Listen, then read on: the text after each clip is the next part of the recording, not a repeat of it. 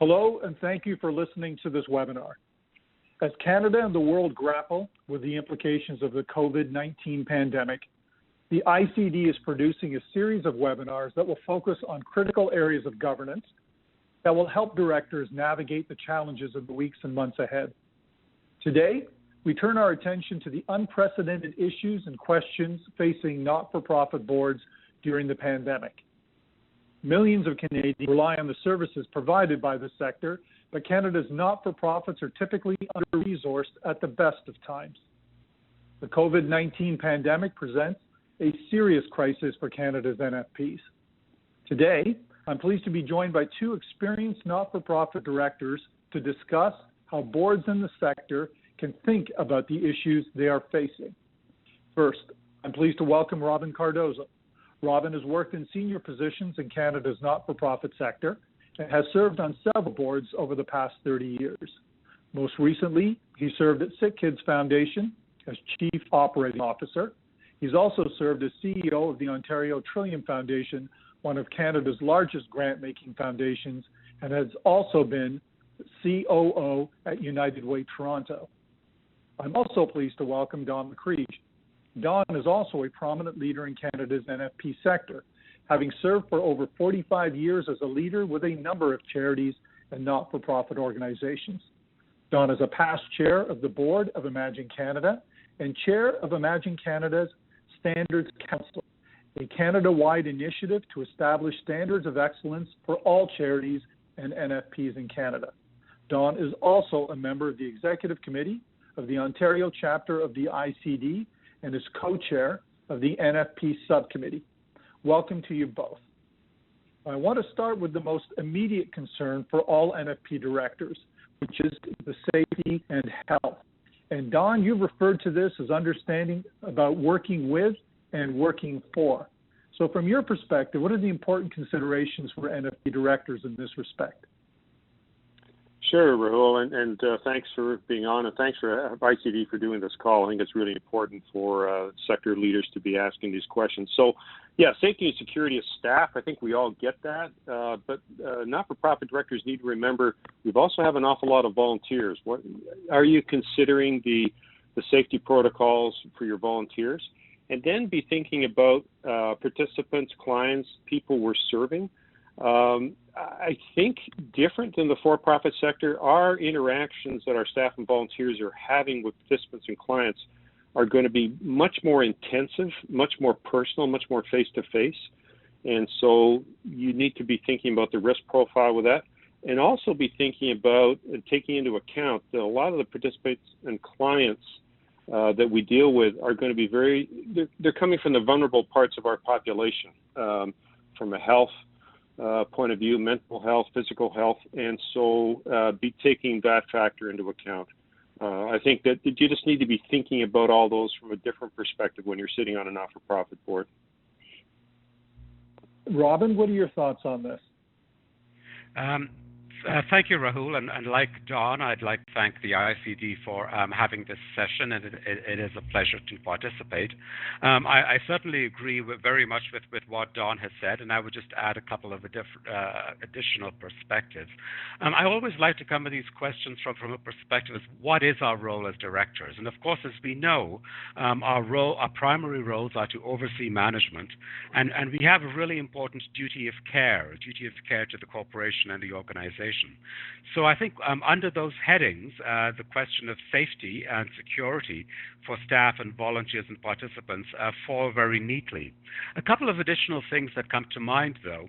One is that sometimes what is in the best interests of the safety and security of staff may not be completely aligned with what is in the best interests of a vulnerable population. So, for example, if you're looking at potentially cutting service to a vulnerable population in order to protect the safety of staff, there are some considerations to go through.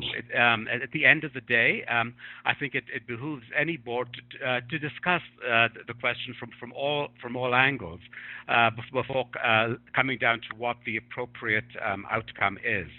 A couple of things to take into account in deciding where to land, of course, is that no board, no organization in this terrible crisis is on their own. There are a number of places to look. There are a number of directives that there are out there already.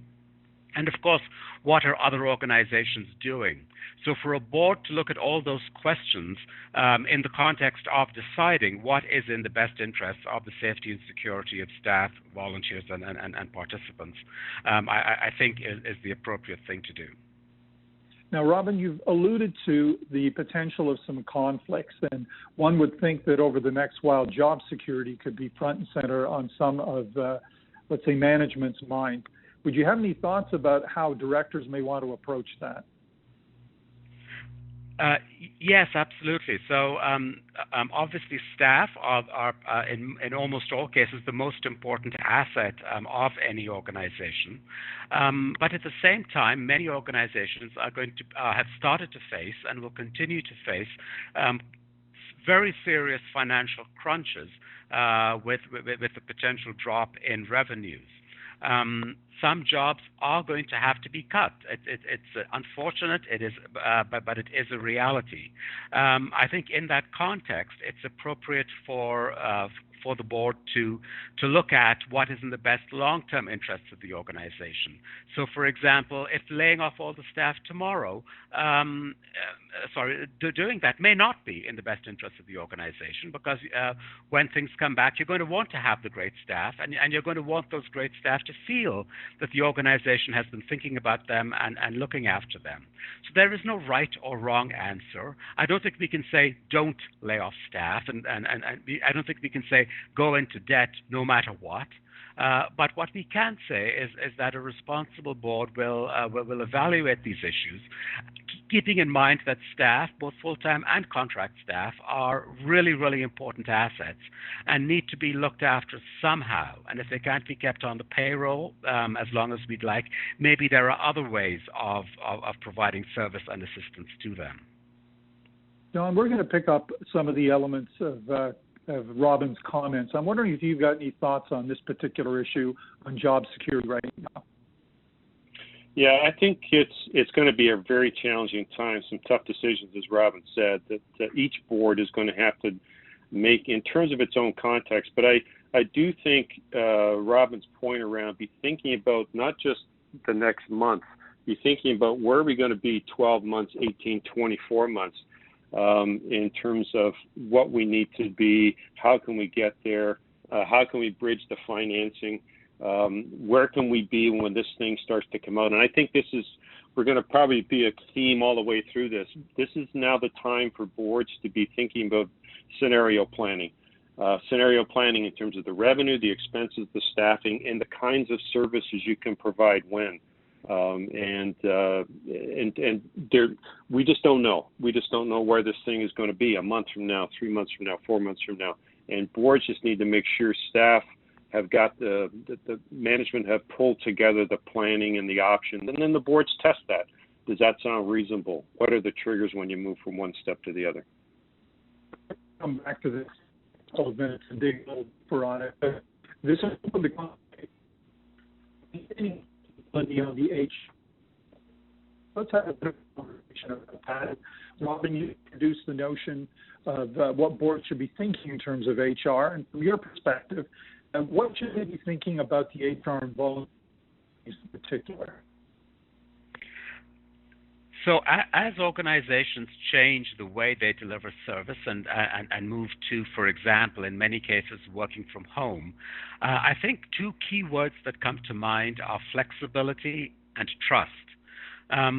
Years ago, I was involved in developing a work-from-home policy for an organization, and it took a long time to work it through all the respective stakeholders. Well, no one has that time anymore, has that time today. So if you don't have a work-from-home policy, you need to make one up on the fly in order to keep the doors open and keep things going. So flexibility, I think, is key, and trust is key. Some of the nuts and bolts issues that I've been hearing recently are things like sick leave policies. an organization needs to be flexible. Elder care policies, bereavement time off, something as nuts and bolts as a check signing policy, where an organization typically has had two signers for a check. Much more difficult to do when everyone's working from home.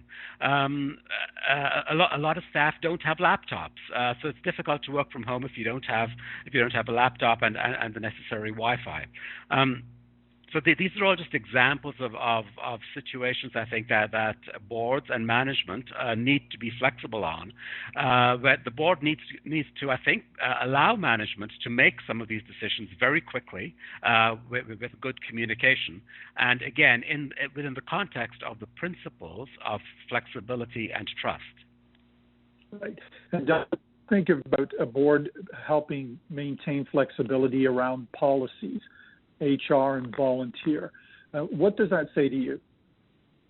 Well, it tells me that, as Robin just said, there's going to have to be a fairly reasonable level of trust, speed.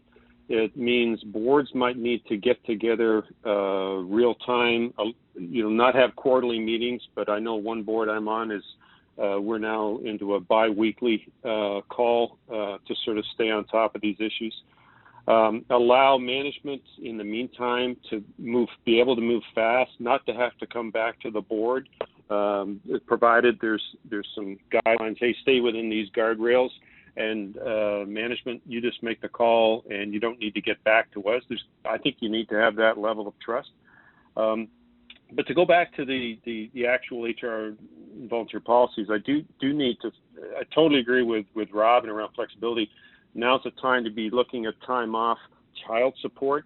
And one item that I will float out, this will be a really important time for boards to make sure we've got the mental health supports in place for staff and volunteers. Not just staff, but volunteers as well. Anybody who's out there providing service in tough, it's going to be tough. It's going to be a little scary in some people's minds, providing service that's needed. We do need to make sure our teams are supported out there, and that we have, if it's employee assistance programs or other things put in place to make sure our people, our teams are supported and they're looked after as well, mental as well as physical health. For sure. Now, let's turn our attention a little bit now to finances of the NFP. Specifically, it's not unusual that NFPs are going to be resource constrained, but the pandemic and immediate downturn is going to put immense pressure on an NFP's ability to fundraise. Don, what do you think the board should be thinking about as it relates to fundraising and revenue? Yeah, this is going to be very challenging. Depends on the charity and what the cause is. We all know in the sector some causes have more appeal than others. This is going to be a time that's challenging for those that may see themselves further down the scale on the appeal. And so I think boards and management teams need to be thinking about some scenarios. What if we lost 10, 20, 30, 50% or more of the revenue? And what those numbers are, each board will have to figure out. But how then some scenario planning around how that works. And I particularly think any organization that's got any kind of event funding going on is going to be a real challenge. I think we're going to be struggling holding events for, who knows, but certainly the next 3 or 4 months are gone, I think. After that, very unlikely large groups for the balance of this year. You better plan on now those events not being held in person.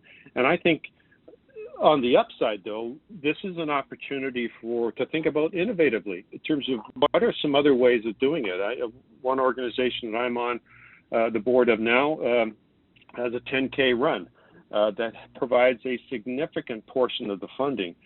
We know we can't do the 10K run; it's been canceled. But what we've sent out is a virtual 10K. So we've tried to make it a fun way for people to raise money, do the run on your own, but still do the fundraising and provide the support to teams to be able to do it virtually. So those kinds of innovative ways of handling fundraising, I think boards need to be considering. Now, Robin, you've been on both sides of the equation, as it were, both a funder and, as it were, a fundraiser. What do you think about fundraising capacity and revenue generation in this particular time? No question that it is a very difficult time, and I agree very much with Don's comments, and I also like his example of the organization that is taking a 10K run virtual. I think that's a fantastic example. If I could add a couple of comments, one was there's no question that it is a very difficult time to be out there directly fundraising, but that said, it's a very good time. It's an important time to stay close to our major donors and our closest friends. So one board that I'm on that has done two things that speaks to a couple of the things that we've been talking about. One is that we've struck an ad hoc committee to work specifically with management on operations, so that big operational decisions that would in the past have come to the full board, like perhaps a major cut of a program, doesn't have to come to the full board. This committee is authorized to approve it. And the second committee is a special fundraising committee. Even though we always had a fundraising committee, this newly revamped committee, if you like, is totally focused on the current day and the current situation that we're in. And one of the things we're talking about is about going out and having individual conversations with our closest friends, not asking for money today or tomorrow, but making sure they are fully engaged with what we're doing and asking for their advice and letting them know that we will be coming back to them in the near future to talk about fundraising. The last thing I would say on this point, actually, Rahul, is that I agree absolutely with Don that it is time to be looking for innovative ways of fundraising, but like the example he provided. It's also time in this context to be thinking about, and this might emerge from our conversations with our closest friends, what are the kinds of things that may appeal to our closest friends to support? So, for example, a new form of program delivery, a food bank that can no longer provide a breakfast program, but is looking at ways to mechanize a safe distance food delivery program. They need some new computer equipment and some new kitchen equipment to be able to do that. So those kinds of things could be very appealing to donors to help organizations make a quick jump to changing the way that they're delivering programs. As well as for organizations that might have vulnerable clients that can no longer participate in services. A number of community centers have closed their doors, and the most vulnerable people who really need those drop-in services no longer have those. Many of these organizations are talking about other ways of providing a drop-in ability. Again, I think that's the kind of thing that could really appeal to some donors to jump in and help them through this crisis. So it is, I think, would be really useful to have those one-on-one conversations with our closest friends and to seek their advice as well as their input on what are the kinds of things that they would be willing to support, both in the short term to get us through the emergency, and picking up on Don's earlier point, also in the medium term when things start to get back to some kind of normalcy.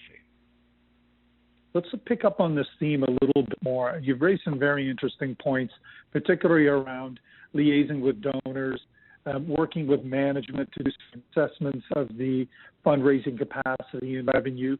But let's also talk about some other stakeholders. So what would be the role, in fact, of grant recipients in some of these conversations? Because as you've highlighted very clearly, not-for-profits are set up to deliver impact against particular issues, and this is often through grants to other organizations to develop programming. And where are those programming organizations in the decision-making process at this time? Don, what would your view on that be? Yeah, they're the ones that are really going to be struggling right now in terms of, so how do we provide our service if we can't be in contact? In terms of organizations, what organization I'm dealing with deals with kids that are in a very fragile state of health to make sure we provide social, mental health support to them. How can we even provide that when they're in a very fragile state of health? I'm sure their parents don't want anybody anywhere near their kids. And so we need to be thinking about very different ways of doing it. And then, as you say, then get the funders and donors to understand how we're going to be doing it differently and buy into that. So it's going to be a lot of conversations, I think, with a lot of different, I'm going to say stakeholders, not just donors, the parents, the some cases the actual participants themselves, donors, funders, and the people in the middle are going to be the folks providing this program services. So the boards that are in that space are going to recognize they've got folks on either side of them, and we're going to need to do things differently. And so is everybody coming along with us and buying into the approach as we do it? So a lot of communication and a lot of making sure we've got buy-in from folks on either side of that continuum. Robin, would you like to add some comments to this? Yes. If I could pick up on that and on Don's good comments. The signs so far from what I've been hearing with organizations that have been talking to government funders, foundation funders, and corporate funders is that everyone they've been talking to has been understanding and has been anxious to support and is not making any rash decisions to pull their funding or anything like that, but is very much in a space of being supportive of how programming can be delivered differently. And I think that's terrific news in the sector, and I hope that will continue. Just having you mentioned, Rahul, that I used to be on the other side as a funder at one point in my career. One perhaps piece of advice I might offer to organize funders love it by and large. I shouldn't generalize, but by and large, funders love it when grant recipients, when organizations collaborate and work together on this kind of stuff. So this is not the time for organizations to be struggling to protect their own program at the expense of anybody else. That will not go over well, I suspect, with a lot of funders. I do believe that a lot of funders will be very enthusiastic to hear about innovative ways of organizations coming together to deliver programs by perhaps investing in new program delivery models in a collaborative way. And I think this is an area where boards can be particularly helpful. Often in the past, and again, I'll be careful about generalizing here, but often boards have been more keen on collaboration than management at some organizations.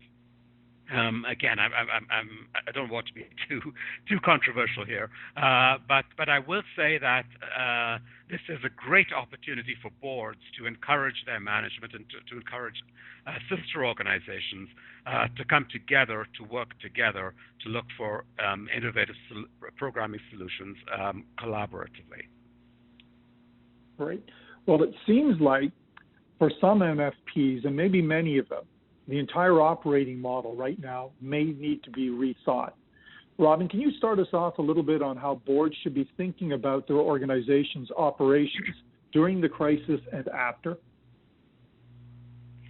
Well, I think just picking up on a couple of the points that we've talked about, Rahul, one clearly is that the majority of organizations will have some sort of financial crisis or serious financial problems, and I think that is where a board can be helpful in thinking through what to do.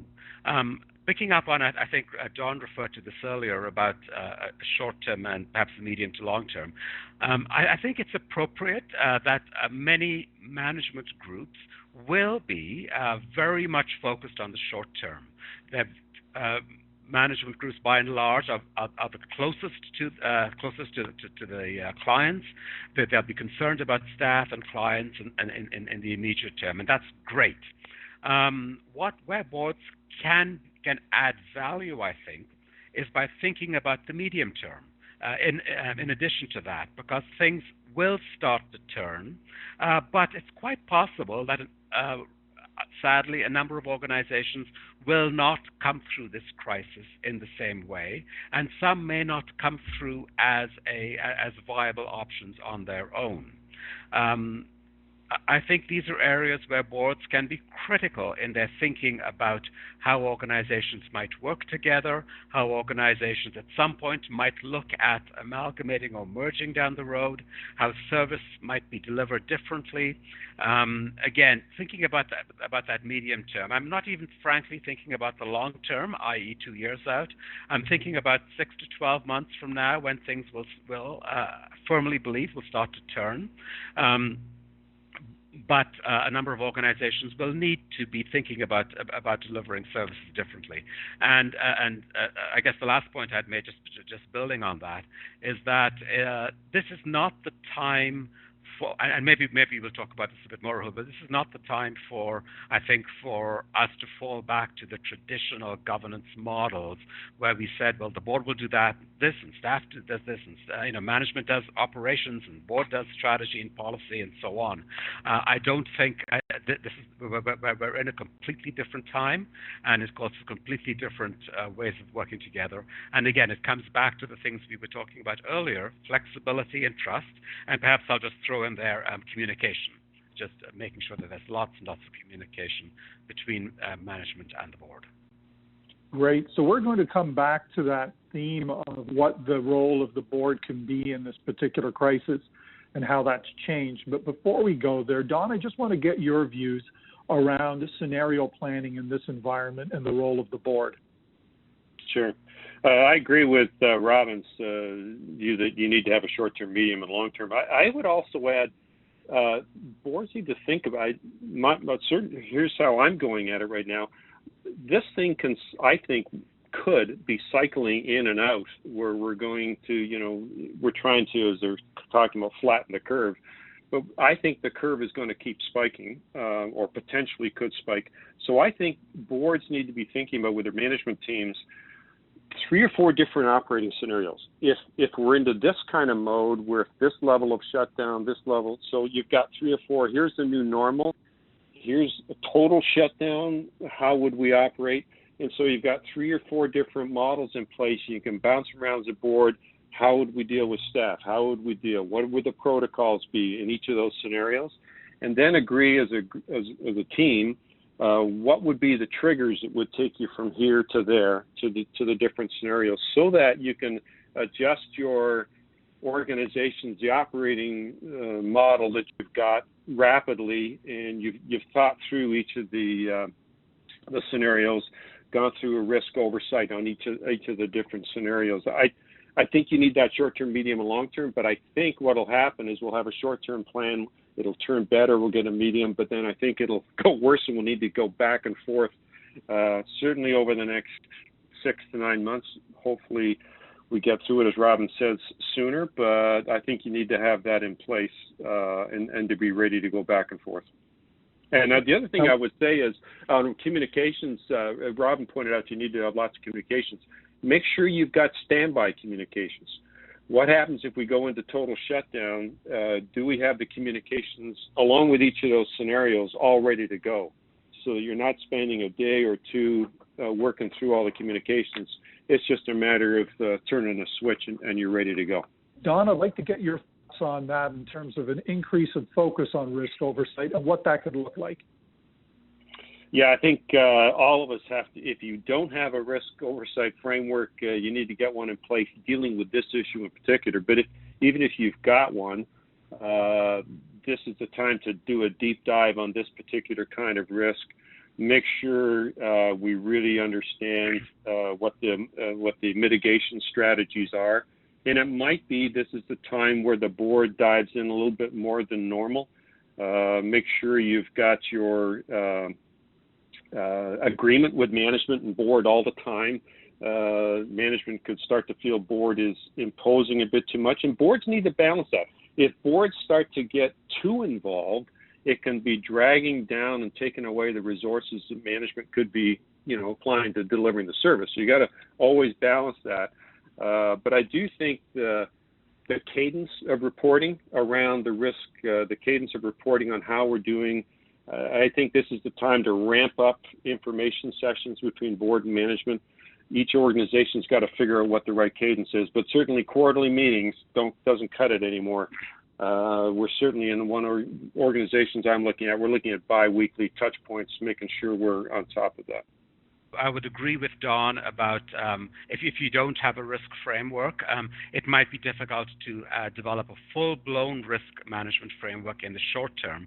But certainly a board could be talking about the major risks they're facing and looking at those risks from different points of view. And if I could just come back to the point of communication, Don mentioned the example of moving to the bi-weekly board meeting. One other example that I have right now is that in an organization that I'm on the board of is our terrific executive director is sending out a daily update to the board.